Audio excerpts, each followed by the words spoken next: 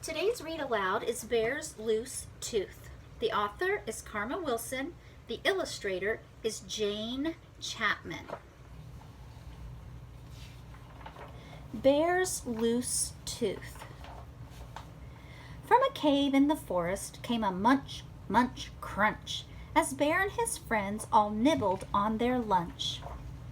Bear savored every bite. He gulped and he gobbled. Then there in his mouth something wiggled and it wobbled. As Bear nibbled food, something moved when he chewed. It was Bear's loose tooth. Bear pointed in his mouth and he said, "Oh dear, my tooth feels funny. It's the one right here." Bear frowned and he worried. Tears welled in his eyes. "But how will I eat if my tooth says goodbye?" Hare said, "Open wide."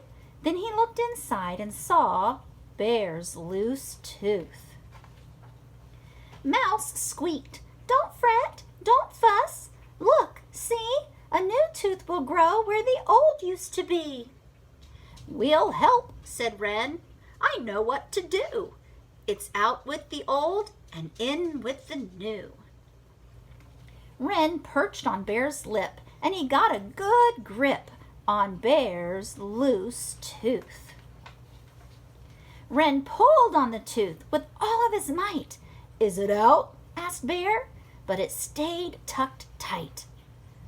"I'm a bit too small for the job," said Wren. "Oh, Owl grabbed the tooth, but the tooth stayed in." Badger said, "I'll try," and he gave a big pry on Bear's loose tooth.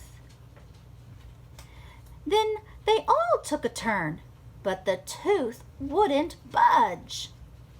Then Bear used his tongue and he gave a little nudge. His tooth wiggled to and fro. Then what do you know? Bear's tooth fell out. Bear danced a big dance. Bear grinned a big grin. Bear held up his tooth and he showed all his friends. Bear looked in the mirror and he laughed at his smile. A new tooth would come, but it might take a while. That night in bed, right next to his head, lay Bear's loose tooth. While he slept and he snored, a fairy fluttered in, and she left blueberries where Bear's tooth had been. He woke in the morning and found the sweet treat. Bear's friends came for breakfast. They sat down to eat. Bear gulped and he gobbled, and he felt something wobble. Uh-oh. Bear's loose tooth. The end.